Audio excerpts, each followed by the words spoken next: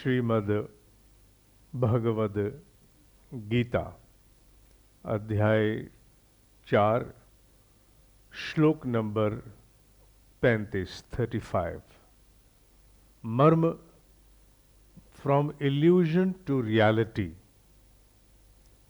मिथ्या से सत्य की ओर। इस श्लोक का मर्म बहुत बड़ी गहराई को छूता है। भगवत गीता का कोई भी ऐसा श्लोक नहीं जो गहराई को ना छूता हो। संपूर्ण गीता का ज्ञान मनुष्य के अस्तित्व की गहराइयों को छूता है। उसी प्रकार यह श्लोक भी बहुत गहरा है। एक संदेश इसमें से निकलता है कि उस ज्ञान को जानने के उपरांत तुम कभी मोह में ग्रस्त नहीं होगे और तुम सभी स्थानों पर अपने आप और मुझे देखोगे। मैं मर्म दोहराता हूं, जब खुलेगा तो बहुत सुंदर संदेश निकलेगा। उस ज्ञान को जानने के उपरांत तुम किसी मोह में नहीं बंधोगे और हर एक में, हर स्थान पर स्वयं को और मुझे देखोगे। After understanding and practicing this knowledge, you will never be into the trap of mythical understanding. At all places within all human beings, you shall sight the self and me. Me माने कृष्णा। सब स्थानों पर तुम मुझे और अपने आप को देखोगे।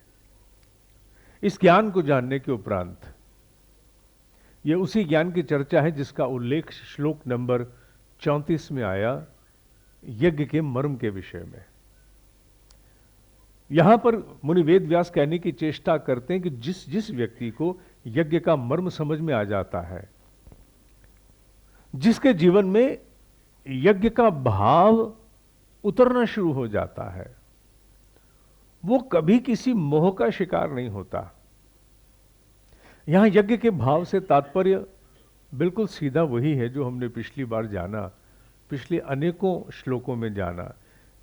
यज्ञ का तात्पर्य यह है कि अपने प्रयासों को, अपने कर्मों को, अपनी चेष्टाओं को बड़े व्यापक स्तर पर समर्पित करना। Try to offer your actions for a larger purpose, for a common good.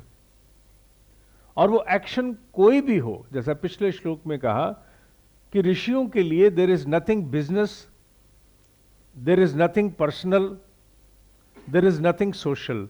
ऋषियों के लिए ना तो कोई व्यापार है, ना कोई समाज सेवा है, कुछ नहीं है। ऋषियों के लिए तो हर कर्म एक एक्टिविटी है। उनके लिए कोई भी चीज एक एक्टिविटी है, चाहे वो बिजनेस की हो, चाहे समाज सेवा की हो। It's an activity. और उनका मर्म ठीक रूप से हर एक्टिविटी के लिए उतरता है। वो जो कुछ कहते हैं वो एक्टिविटी के लिए कहते हैं। भेद तो हम करते हैं कि this is a business activity, this is a social activity, this is a personal activity. हम भेद करते हैं, ऋषि भेद नहीं करता। ऋषि कहते हैं even if whatever you are doing, whether you are doing business, profit making, even for profit making exercise, if larger good is your objective, तो निश्चित रूप से मानो कि तुम यज्ञ कर रहे हो। यज्ञ करने के लिए सोशल सर्विस करने की जरूरत नहीं है, नहीं है, नहीं है। यज्ञ करने के लिए कुंड के सामने बैठने की आवश्यकता नहीं है, नहीं है, नहीं है। यह बात उन्होंने तो वंस फॉर ऑल समझ ली और समझाई, हम नहीं समझ पाए। हम यज्ञ को या तो एक धार्मिक कर्मकांड, या सामाजिक सेवा, या हमने वही अग्निहोत्र समझा स्वाहा वाला। हम यज्ञ को समझ ही नहीं पाए। यज्ञ को समझने वाले लोग जो भले भारत से हैं कि नहीं, हिंदू धर्म से हैं कि नहीं, वो विश्व में जहां कहीं भी अपने व्यापार में यज्ञ के आचरण की प्रैक्टिस कर रहे हैं, वो जीत रहे हैं। They are growing, they are expanding. आप अपने चारों तरफ निगाह उठा के देखिए, जहां जहां जिस जिस व्यवसाय में, व्यापार में यज्ञ हो रहा है, वहां वहां विकास हो रहा है, वहां वहां प्रगति हो रही है। क्योंकि सबसे बड़ा प्रश्न अब ये नहीं रह गया विश्व में, इसे मैंने आज से 3 पासेज पहले कहा था, विश्व में प्रगति का विषय अब ये नहीं है how much money I can make. उससे पहले एक सवाल है, how many lives can I impact. कितने लोगों के जीवन को मैं प्रभावित कर सकता हूं। जितने लोगों के जीवन को मैं प्रभावित कर सकता हूं, उतना ही मेरे व्यापार, मेरे व्यवसाय का क्षेत्र बड़ा होगा। और जितने लोगों को मैं जितनी उत्कृष्ट स्तर की सेवा दे सकूंगा, सेवा, सेवा, सर्विस, एक्सीलेंस ऑफ सर्विस, उतने अंशों में ही मेरी साख बढ़ेगी। और फिर मुनाफा तो स्वतः पीछे पीछे चल करके आएगा ही आएगा, उसे रोक कौन सकता है। अगर मैं अनेकों लोगों के जीवन प्रभावित करता हूं और मेरी सर्विसेज द बेस्ट हैं, तो मेरे हर सेल पर प्रॉफिट तो ऑटोमेटिकली जनरेट होगा। गीता किसने कहा कि एक धर्म क्षेत्र से बंधा हुआ ग्रंथ है, धर्म ने उसको बांध लिया पहचान की दृष्टि से। अन्यथा गीता तो उस क्षेत्र के लिए ग्रंथ है जहां नई चुनौतियां, नए लक्ष्य, नई ऊंचाइयां पानी है, जहां कॉम्पिटिटिवनेस, कॉम्प्लेक्सिटी, नए नए सपने, उनके लिए गीता है। आप उतार के देखिए ना इन बातों को, कि जो व्यक्ति अपने पूरे जीवन में धीरे धीरे यज्ञ को उतारता है, यज्ञ माने अपनी एफर्ट्स को व्यापकता देना, बड़े स्तर पर लेके आना। श्लोक कहता है जो यज्ञ को समझ लेता है, यज्ञ का आचरण करता है, वो मोह में नहीं बंधता है। मोह किसे कहते हैं? मोह का तात्पर्य एक ही है, अनेकों मर्म है पर एक ही तात्पर्य है। वो सब कुछ जो मुझे बांधता है, वो सब कुछ जो मुझे पीछे की ओर खींचता है, यहां मोह उसे कहा गया है। वो सब कुछ जो मुझे बांधता है, पीछे की ओर खींचता है, वो सब मोह है। जिन बातों से मैं बहुत जल्दी बुरा मानना शुरू कर देता हूं, जिन बातों का मुझे बहुत जल्दी बुरा लगता है, वो सारी मोह के विषय तो हैं। और मोह क्या है?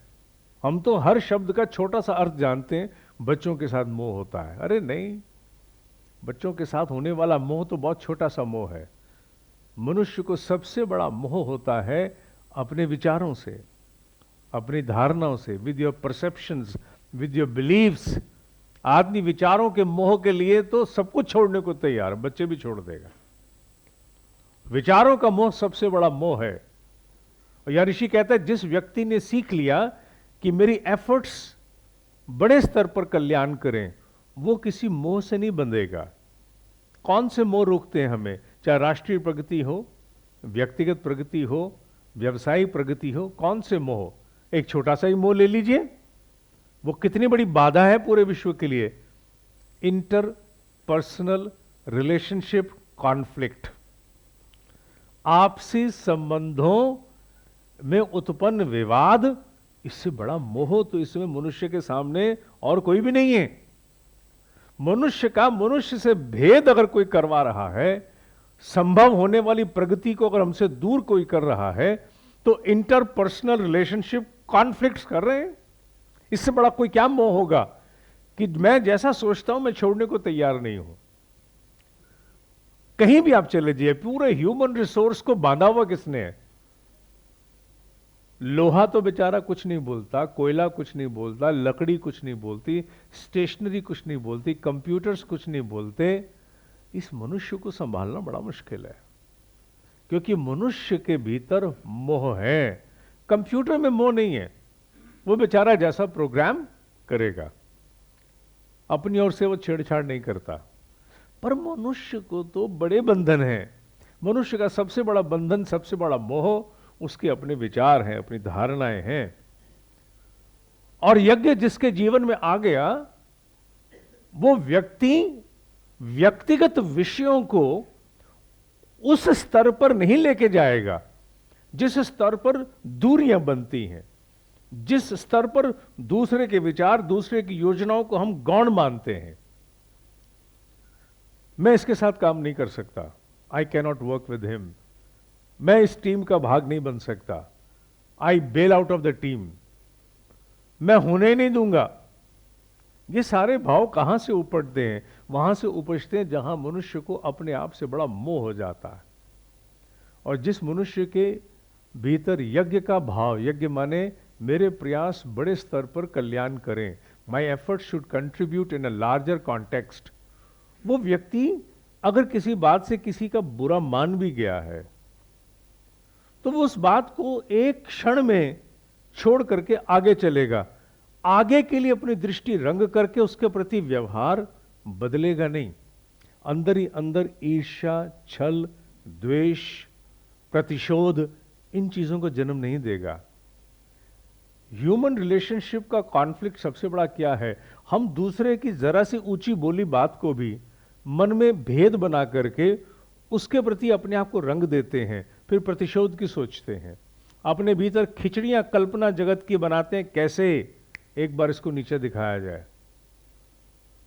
अभी पीछे तो पूरा काल ऐसा बीता कि टेलीविजन का हर सीरियल रंगा हुआ एक ही बात से था, इंटरपर्सनल रिलेशनशिप कॉन्फ्लिक्ट। शायद अभी भी होंगे।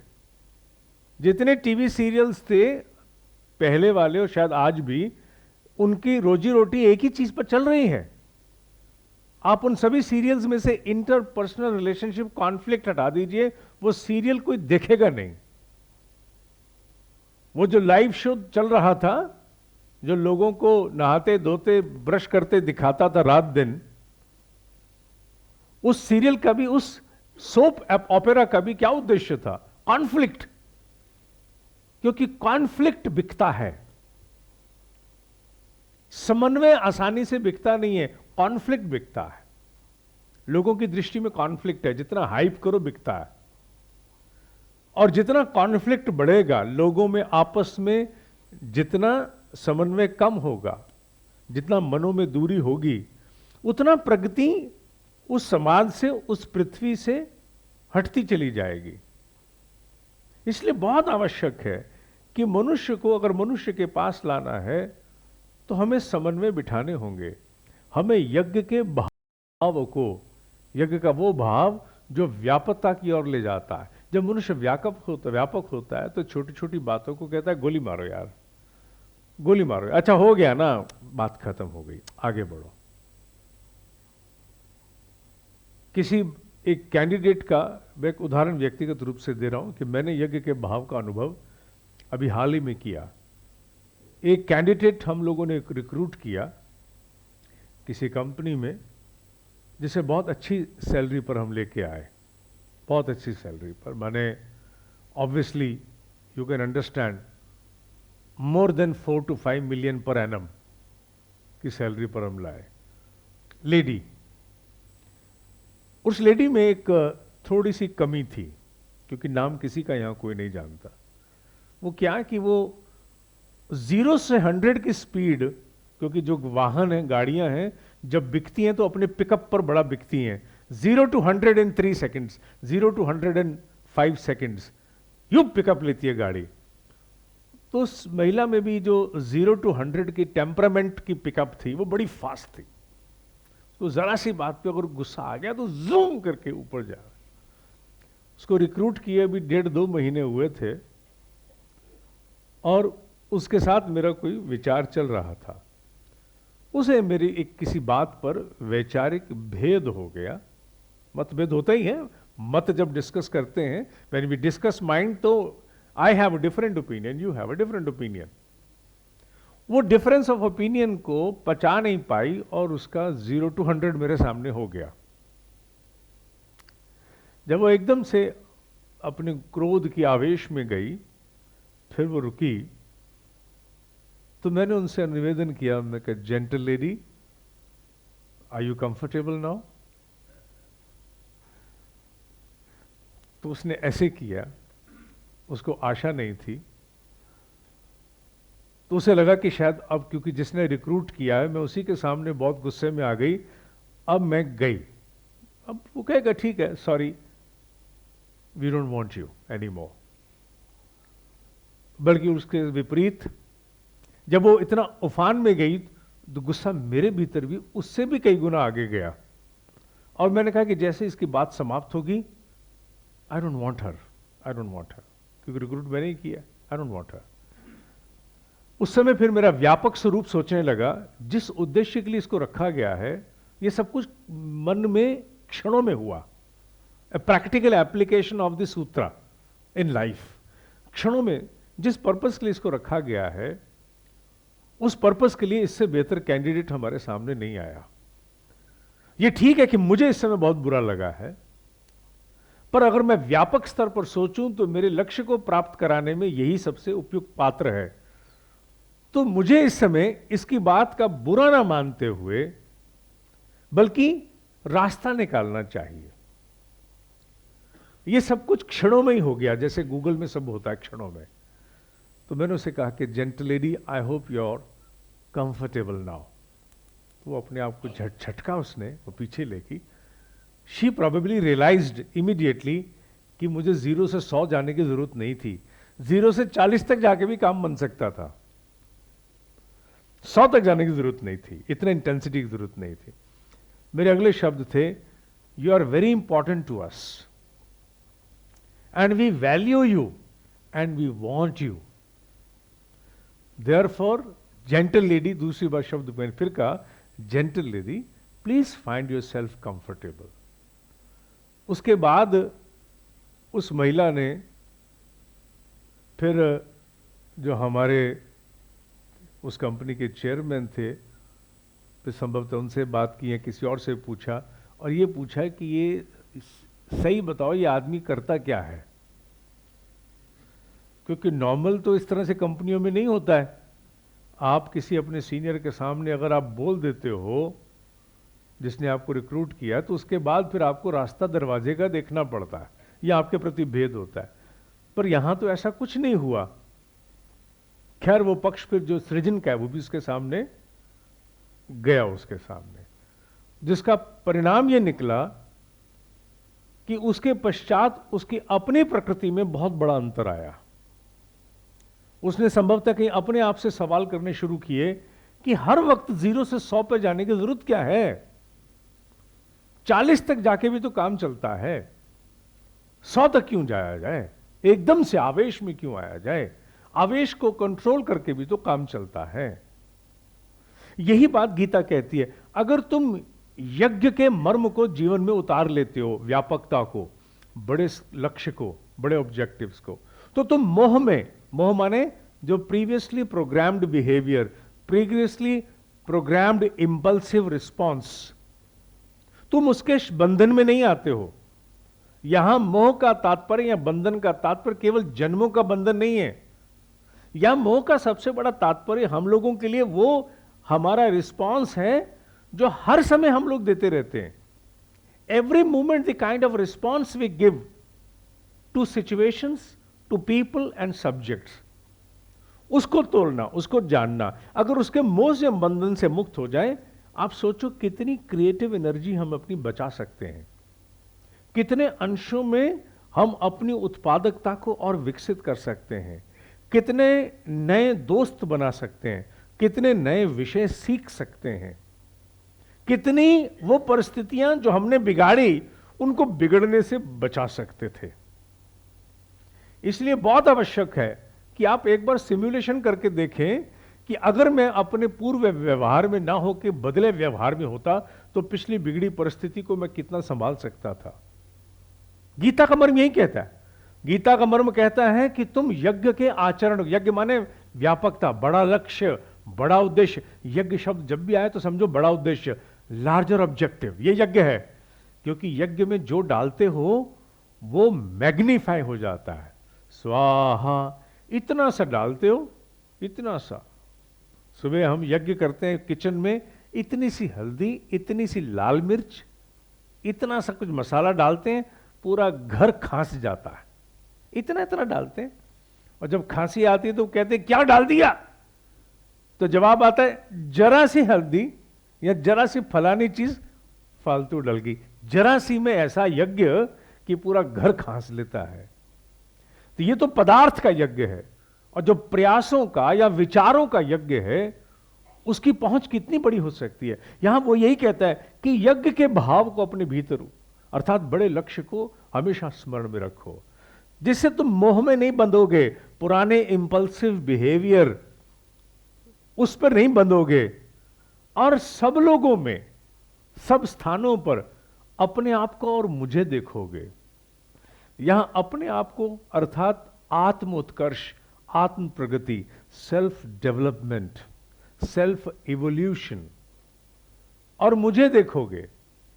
मुझे देखने का तात्पर्य यहां बहुत बड़ा है, क्योंकि जहां ये शब्द आए कि अपने आप को देखना और मुझे देखना, अर्थात मुझे देखने से तात्पर्य है कि इस पूरी सृष्टि के अस्तित्व को देखना, और पूरी सृष्टि का अस्तित्व यज्ञ पर आधारित है। अगर नेचर में यज्ञ नहीं होगा तो आपको मालूम है कि क्या हो सकता है। इस पूरी सृष्टि में से अगर यज्ञ चला जाए, अनकंडीशनली सूर्य अपनी जॉब छोड़ दे, अगर अनकंडीशनली करना कंडीशनल हो जाए तो क्या होगा, चंद्रमा कंडीशनल हो जाए तो क्या होगा, ब्रह्मांड कंडीशनल हो जाए तो क्या होगा। कहीं उनकी कंडीशनैलिटी में एक अनकंडीशनैलिटी पड़ी है, इसलिए हम खंड खंड नहीं हुए, वरना पृथ्वी का अस्तित्व जितना अभी देखा गया है हबल वगैरह किनके माध्यम से, it's not more than a micro dot. एक पृथ्वी माइक्रो डॉट है जो कागज पे पड़ी दिखाई भी ना दे, और उसमें बैठे हम लोग, विश्व में इतने सारे राष्ट्र, उसमें भारत, उसमें हरियाणा, उसमें सोनीपत, उसमें ये कक्ष, और उसमें बैठे एक आप। माइक्रो डॉट में आपको ढूंढा नहीं जा सकता, लेकिन हम सब उसी माइक्रो डॉट के माध्यम से इस पूरे ब्रह्मांड का एक अंश भी हैं। इसीलिए उन्होंने कहा कि तू सब जगह अपने आप को और मुझे देख, अर्थात you are a micro dot into the larger picture. तो जब तुम इतने बड़े व्यापक दृष्टि को प्राप्त हो जाते हो तो कहीं तुम अपने उत्कर्ष को ढूंढते हो और इस पूरी सृष्टि के आधार को भी जान लेते हो। यह सोच एकदम से अपने भीतर स्थापित करना आसान नहीं होता। यह सोच स्थापित करने का रास्ता एक ही है, बार बार गीता के इन वाक्यों को सुनना, जानना, सुनना, जानना। इन बार बार सुनने और जानने वाली प्रक्रियाओं से बहुत सारी चीजें ना जाने हुए भी हमारे व्यवहार का अंग बन जाती हैं। जो लोग विदेशों में कहते हैं कि वहाँ साफ सफाई है, जो लोग कहते हैं कि विदेशों में व्यवहार करने के तरीके, तौर तरीके ऐसे नहीं वैसे हैं, वहाँ उन लोगों को उसके लिए कोई विशेष प्रशिक्षण नहीं दिया गया। वो जब से उन्होंने आंखें खोली, उन्होंने वैसा ही अपने आसपास देखा और वो वैसे हो गए, और आज वहाँ उसे कहते हैं संस्कार है। उसी रूप में भगवत गीता के द्वारा संस्कार विकसित करने की प्रक्रिया ही भगवत गीता का अध्ययन है। सारा ज्ञान ना तो एक क्लास में समझा ना समझाया जा सकता है, पर बार बार एक ही चीज को अनेकों रूपों से सुनने से वो अपने आप हमारे भीतर, हमारे अवचेतन मन में एक आधार बन जाती है। We start thinking like that automatically. आपको एकदम से मैं कहूं कि साहब हर चीज में, हर काम में आप यज्ञ के भाव को लाइए और अपने मोह को त्यागिए, और हर व्यक्ति, हर परिस्थिति में अपने आप को और कृष्ण को ढूंढिए, तो आपके लिए तो ये आसान नहीं है। ये पंक्ति समझ नहीं आएगी, इसको हजम करना और इसको प्रैक्टिस में लाना मुश्किल है। पर again and again and again and again जब एक ही बात को हम बार बार सुनते हैं, धीरे धीरे वो हमारे आचरण का अंग बनने लगती है। जिसे अंग्रेजी में एक शब्द है मैरिनेट कर देना। मैरिनेट माने रच पच जाना। तो फिर धीरे धीरे गीता का ज्ञान रच पच जाता है। श्रीमद् भगवत गीता के अध्ययन, उसके पठन को बार बार प्रेरित क्यों किया गया? It was not for any religious aspect. Unfortunately हम उसे रिलीजियस पार्ट में ले गए। It was not for that. ये इसलिए था कि हम रोज उन बातों को सुने और सुन करके हमारा संस्कार बन जाए। जब भी किसी नई योजना पे चर्चा होती है तो सालों से लोग कहते हैं इसका स्वॉट कर लो, स्वॉट कर लो, स्वॉट कर लो। नए आदमी को समझाने के लिए समय लगता है। स्वॉट क्या होता है? S for strength, W for weakness, O for opportunity, T for threat. और स्वॉट एनालिसिस कैसे किया जाता है, एक प्रक्रिया है। पर जब उसको करते हुए आपको कुछ समय हो जाता है तो आपके लिए बड़ा सरल है, इसका स्वॉट कर लिया, हाँ इसका स्वॉट कर लिया, तब इतनी सी बात में ही कहता क्या निकला भाई, ये निकला, अच्छा ठीक है ठीक है। क्यों? क्योंकि वो आपने वर्षों उस बात को अपने आचरण में लिया। गीता भी यही है, गीता और कुछ नहीं है, गीता मनुष्य की संपूर्ण क्षमताओं का ना केवल एनालिसिस है बल्कि एक टैक्टिकल अप्रोच है कि कैसे उसको इवॉल्व करके अगले स्तर पर ले जाया जाए। इस पूरी पृथ्वी में जितने भी लीडर्स हैं, खास तौर पे मैं पॉलिटिकल लीडरशिप की बात ना करके, वहां कुछ भेद हो सकते हैं, मैं बिजनेस लीडरशिप की बात करता हूं विशेष रूप से, क्योंकि बिजनेस लीडरशिप में मैं देख रहा हूं कि कृष्ण का अवतरण इस बार अर्थ के रूप में आ रहा है। If the God is manifesting in this world today, it is going to manifest through the root of business. यह बात उल्टी नहीं है, सीधी है, क्योंकि बिजनेस के माध्यम से वो सब कुछ होना इस पृथ्वी पर संभव दिख रहा है जो अन्यथा हो नहीं सकता था। कॉर्पोरेट सोशल रिस्पॉन्सिबिलिटी बिजनेस से आ रही है, चीफ स्पिरिचुअल ऑफिसर बिजनेस से आ रहा है, ancient Indian wisdom and leadership development business में ही संभव हो रहा है, अन्यथा संभव नहीं था। अर्थ के माध्यम से मनुष्य को बहुत कुछ समझाने की चेष्टा है। इसलिए बिजनेस वर्ल्ड में आप देखिए, आप पूरी पृथ्वी के 10 ऐसे पात्र छांटिए अपनी समझ से जिन्होंने अपने बूते पिछले 20 साल में प्रगति की है, बाप दादा की नहीं, अपने बूते। और आप जानने की चेष्टा कीजिए उन सभी लोगों को, इन सभी लोगों में इनकी सफलता के कुछ कॉमन सूत्र, कॉमन रहस्य क्या है, आप जानने की चेष्टा कीजिए। इस पर आपको एक नहीं अनेकों पुस्तकें, अनेकों वीडियोस मिल जाएंगे। आप जानिए, एक के बाद 10 की लिस्ट बना लीजिए जिसमें आप, हाँ हाँ मुझे मालूम है आपके मन में 10 में सबसे पहले गूगल देवताभ्यो का नाम भी आएगा, फेसबुक मातृ पितृ चरण कमलेभ्यो का नाम भी आएगा, तो अनेकों नाम आएंगे। आप देखिए उन सबके नाम, लिस्ट बना लीजिए 10 लोगों की, और 10 लोगों की लिस्ट बना करके और उसके उपरांत आप एनालाइज कीजिए इन सभी लोगों के विशेषतः गुण क्या हैं। आपको उनमें एक ही चीज कॉमन दिखाई देगी। पहली बात, उन्होंने जब भी सोचा यज्ञ भाव से सोचा, इसीलिए आज वो यहां है। अगर वो यज्ञ भाव से नहीं सोचते तो यहां नहीं पहुंच सकते थे। दूसरी चीज आपको ये दिखाई देगी कि वो क्रिएटिविटी और नई चीजों के प्रयोग करने में हमेशा ही खुले रहे, अर्थात वो कभी मोह के बंधन का ग्रास नहीं बने, कभी उस ट्रैप में नहीं गए। मोह क्या होता है कि नहीं, this will not happen, this is never going to happen, it can not happen, everything is happening.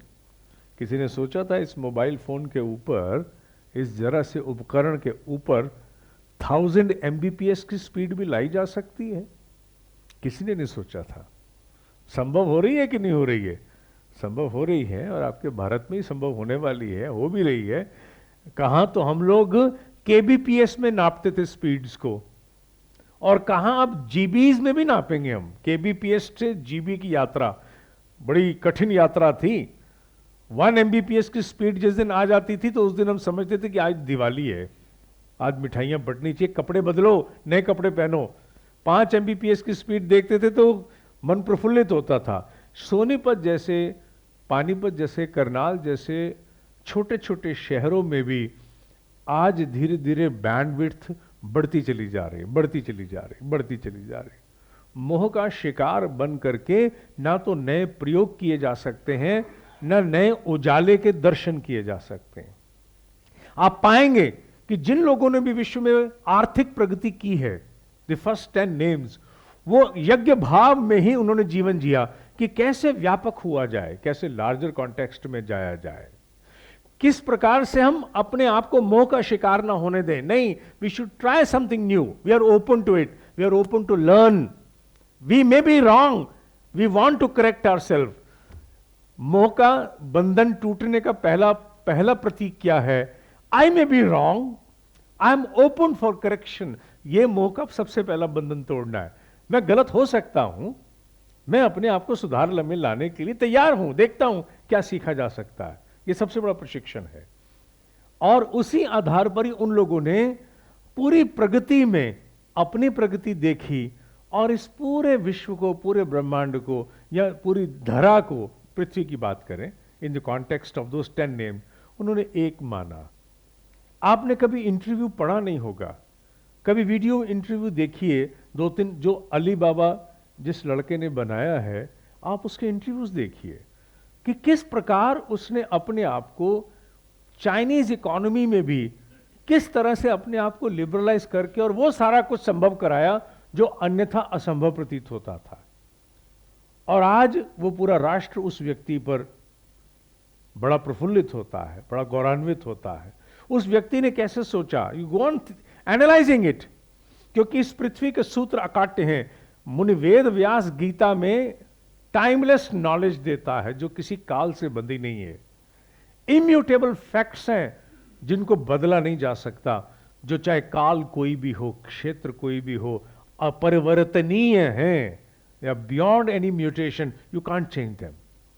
So for growth and prosperity the first dismantle of an illusory fact is to touch reality, and reality is कि व्यापक होकर सोचने वाला व्यक्ति ही प्रगति को प्राप्त होगा।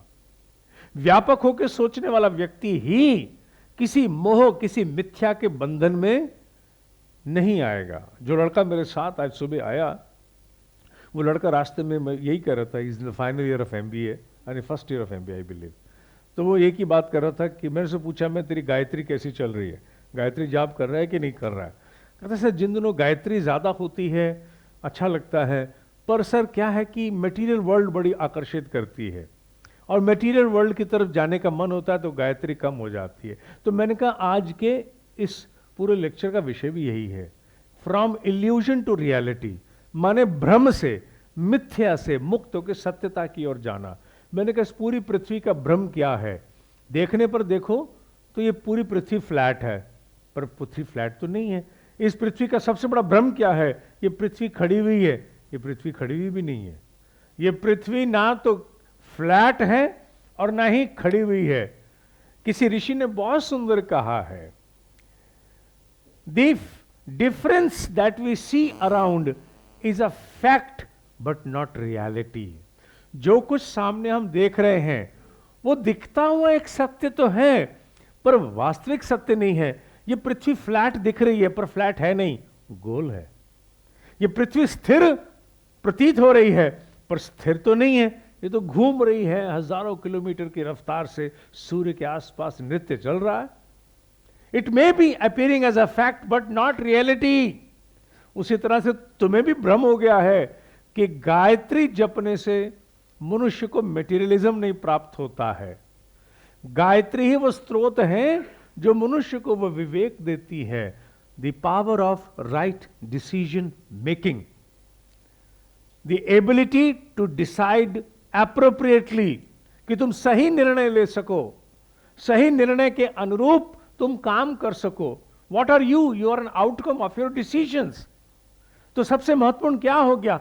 Ability of decision making. और जो निर्णय लो उस पर पूरी शक्ति से तुम सवार हो जाओ। What ever you determine with 100% of your ability, you pounce on your objective, कूद पड़ो उसके ऊपर। वो ऊर्जा कहां से लाओगे? वो आत्मबल कहां से लाओगे? गायत्री से लाओगे। तो गायत्री तुम्हें माला पकड़ाती है, इसलिए नहीं कि तुम मेटेरियलिज्म से दूर हो जाओ, बल्कि माला एक टूल है, गायत्री एक टूल है in order to achieve the absolutely impossible objective. वो भी पॉसिबल हो जाएंगे। इसलिए मिथ्या को दूर करके सत्यता की ओर आओ। तुम्हें ऐसा गलत प्रतीत होता है, और यही यहां पर भी स्थापित करने की चेष्टा की है कि गीता उस मिथ्या को तोड़ती है जो मनुष्य को कहते हैं कि यार गीता पढ़ने की मेरी एज नहीं है, अभी उम्र का हुई इन चीजों की। जब खड़क जाएंगे, जब गाड़ी की वैल्यू कुछ रहेगी नहीं, तब सोचेंगे गीता के बारे में। अरे बाबा, गीता की आवश्यकता तो तब है जब 100% पोटेंशियल काम करने वाला है, तभी तो परसेप्शन लेवल पर चेंज चाहिए। मनुष्य की सोच में बदलाव ही उसके निर्णयों में बदलाव होगा, उसके निर्णयों का बदलाव ही उसकी दिशाओं का बदलाव होगा, उसकी दिशाओं का बदलाव ही सुनिश्चित करेगा कि दशाओं में परिवर्तन हो।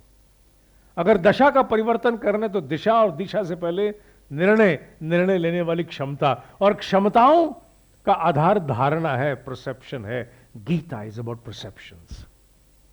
और कितनी बड़ी परसेप्शन है कि अगर अपनी रचनात्मक क्षमताओं का, रचनात्मक ऊर्जा को बचाना है तो दृष्टि में हमेशा व्यापकता लाओ, बड़े लक्ष्य को सोचो। छोटी छोटी चीजें कई बार बड़ा दुख देती हैं, हाँ देती हैं, बुरा भी लगता है। ऐसे में हमें फिर भी अपने आप को मुक्त करना है, और मुक्त करके अपने आप को आगे लाना है। और उसका तरीका क्या है? यही कि हर लक्ष्य में यज्ञीय भाव के दर्शन करो, और उन सारी बातों को जो हमें बांधती हैं उन्हें छोड़ने की चेष्टा करो। बहुत सारी चीजें हमारी प्रगति से हमें दूर कर देती हैं, विशेष रूप से आपसी संबंधों का टकराव, आपसी संबंधों में आए भेद हमारे लक्ष्य के बीच आ जाते हैं, हमारे उद्देश्यों के बीच आ जाते हैं, हमें बड़ी सोच नहीं सोचने देते, हम वहीं तक सीमित हो जाते हैं। इसलिए आवश्यक है कि हम उठें कुछ क्षणों के लिए। उस मोह माने वो जो खूंटा है, बांध लेता है, पीछे खींचता है। हाँ, एक बार के लिए सबको खींचता है, पर जितनी जल्दी उससे अपने आप को मुक्त करा लो, यही क्षमता है। हम सबको किसी की कई बात बुरी लगती है, किसी की देखी हुई दृष्टि बुरी लगती है, बहुत कुछ बुरा लगता है, हाँ लगता है, पर देखना यह है बड़े लक्ष्य को पाने के लिए कितनी जल्दी अपने आप को उससे छुड़ाया। कांटे वाले वृक्ष के साथ अगर किसी का कपड़ा उलझ जाए तो वो खड़ा खड़ा कांटे के साथ ही अपना रिश्ता नहीं जोड़ता, अपने आप को छुड़ाने की चेष्टा करता है। और छुड़ाने की चेष्टा करने वाले प्रयासों को यहां यज्ञ भाव कहा गया है। कैसे छुड़ाओगे? अगर किसी की बात बहुत बुरी लग गई, किसी की कोई कही बात बुरी लग गई, अटक गए आप, आपके मन में और कुछ आ नहीं रहा, वही आ रहा है। जीवन की पुरानी असफलताएं आपको याद आ रही हैं, बार बार पिछले कहे हुए बुरे एक्सपीरियंस याद आ रहे हैं, बार बार। उस रिग्रेशन से कैसे आओगे, उभरोगे बाहर? वो प्रयास ही यज्ञ है। अपने आप को यज्ञ भाव में जैसे ले जाओगे, बड़े लक्ष्य को, बड़े भविष्य को, आगे को देखोगे, तो वो धीरे धीरे छूटना शुरू हो जाएगा।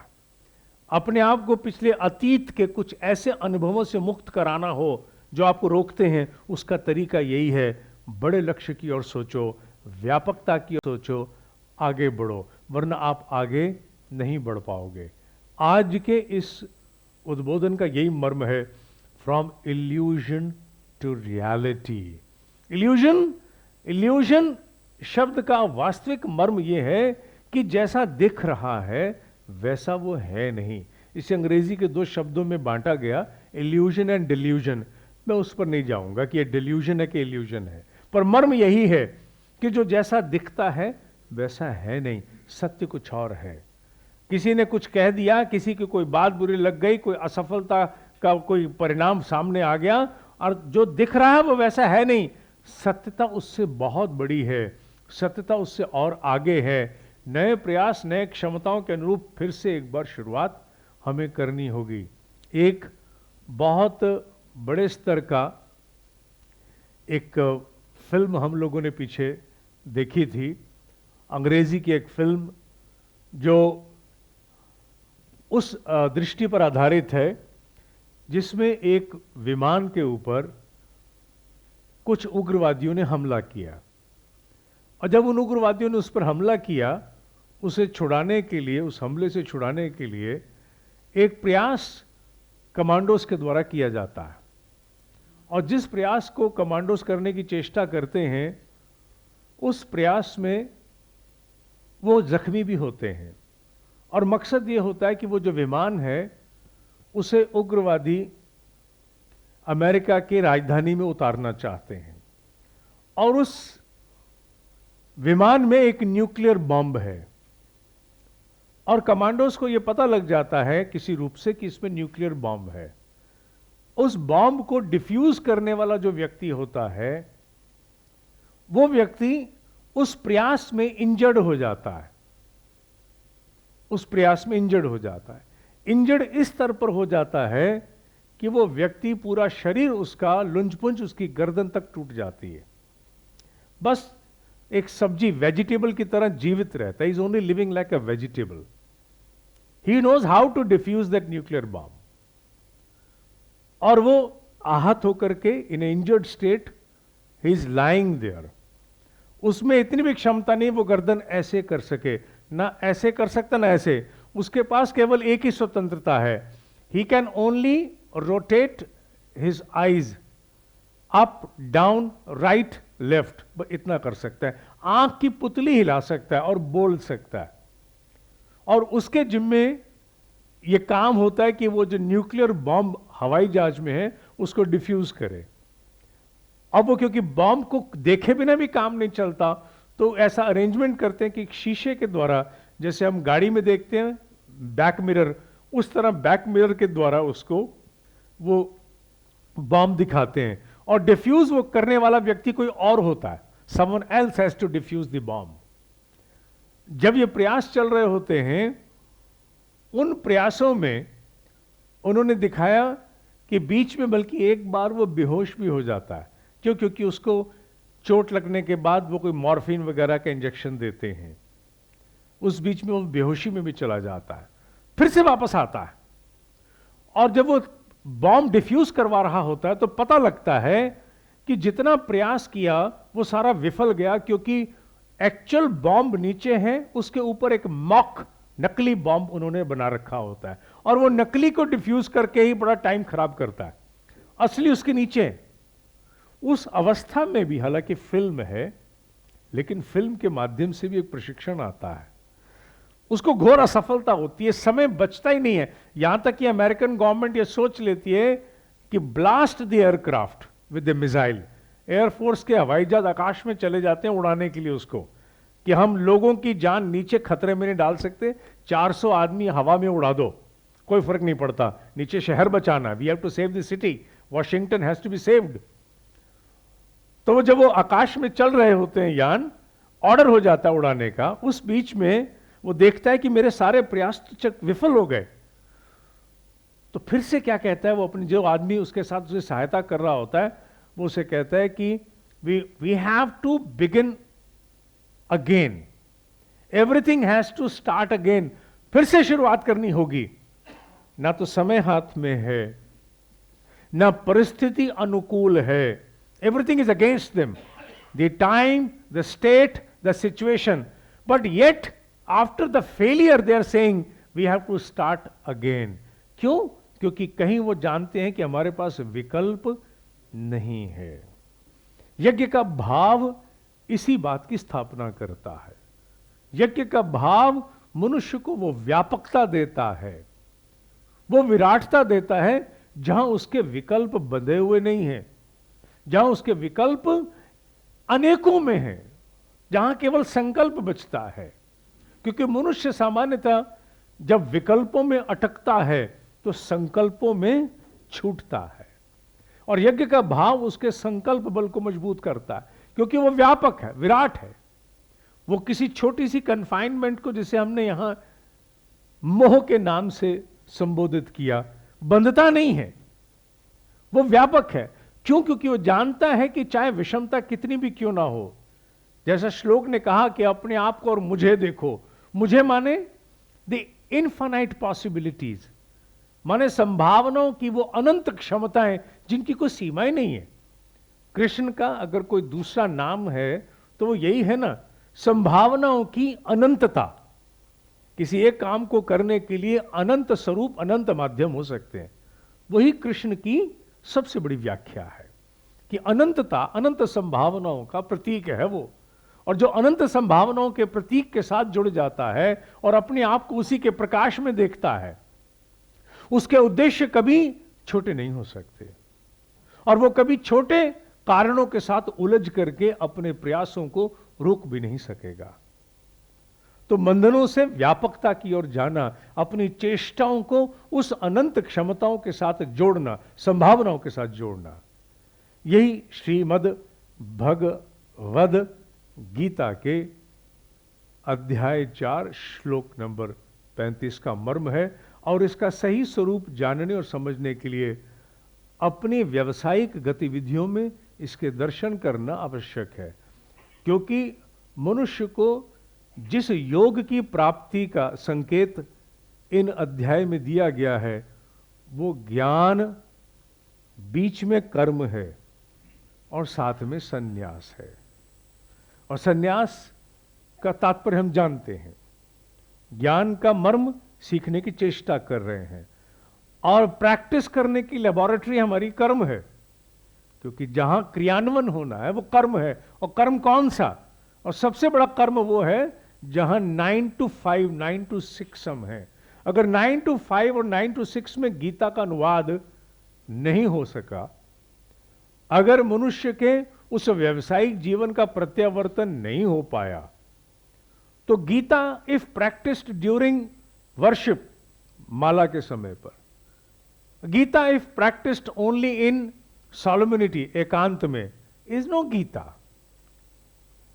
फिर वो उस ऐश्वर्य और वैभव के पुंज का अनुवाद संपूर्ण जीवन में नहीं है। अगर ऐसा करना होता तो इसकी कुरुक्षेत्र में इस प्रकार से इसके प्रादुर्भाव की कोई आवश्यकता नहीं थी। गीता का प्रादुर्भाव वशिष्ठ मुनि गुफा बद्रीनाथ में ही होता, वहीं संभव करा दिया जाता।